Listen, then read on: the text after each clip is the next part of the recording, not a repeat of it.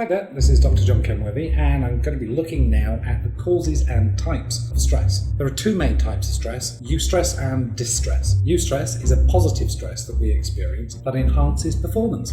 Some call this being in the flow.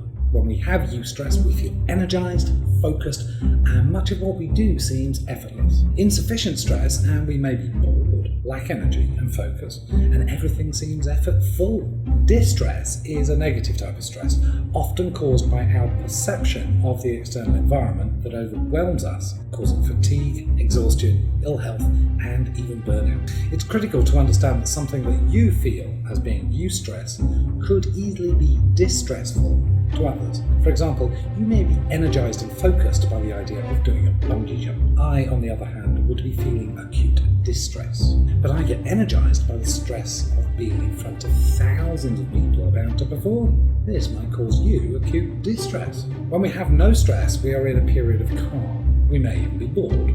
For some people, being in this state of calm is a goal and lifelong endeavour. For others, the thought of doing very little or even nothing is, in itself, stressful. So how do you know that you're stressed? Well, it doesn't look the same because people often respond to stress in three distinct ways. There are those who have their foot on the accelerator. They're very keyed up, agitated, overly emotional, and unable to sit still. There are those who have their foot on the brake. They shut down, space out, and show little energy or emotion. And there are those who have their foot on both. Under pressure, they freeze and cannot do anything. A state of paralysis seems to take over their body, but underneath the skin, they're highly agitated. There are certain signs that you may be stressed.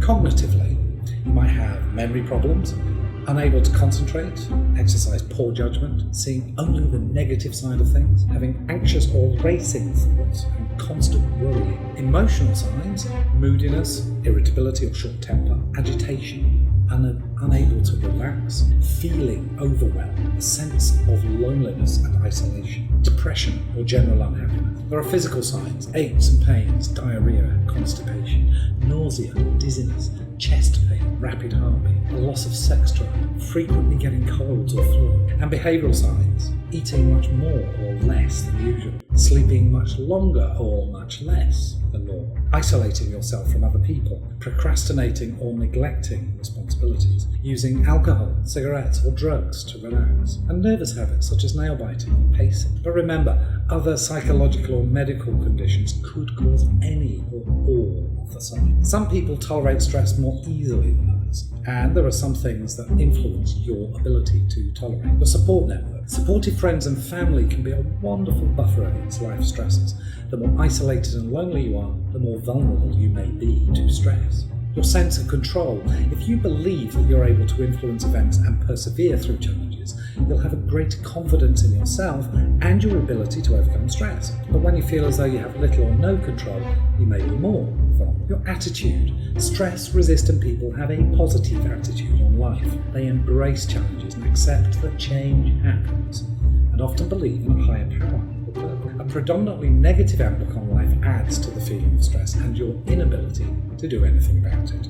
Your emotional control, knowing how to calm or soothe yourself when you're feeling sad, angry or fearful, will enable you to bounce back from adversity. Lacking that emotional control will make you extremely vulnerable to stress. And knowledge, factual information about how long a stressful situation will last, can enable you to tolerate the stress more easily, knowing that this too shall pass.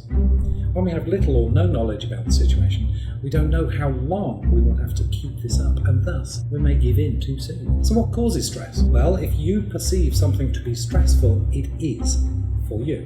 It might not be perceived as stressful by someone else. I remember all too well being dismissed by my father when I was young and complaining that I couldn't cope with something, only to be told that it's good for you. Apparently, I would thank him one day for it. Did his wisdom help me? Not at all. In fact, I got to the point where I genuinely thought that there was something seriously wrong with me, and some may argue that there still is. The point is, if it feels stressful for you, it is stressful for you. Some causes of stress are easy to spot because they're external. Major life changes, work, relationship problems, financial financial difficulties, being too busy, children, family. But not all stress is caused by external factors. It can also be self-generated, an inability to accept uncertainty, pessimism, unrealistic expectations, perfectionism, lack of assertiveness, and negative self-talk. If the cause is external, you may be able to do nothing about it, but you can choose how you deal with it.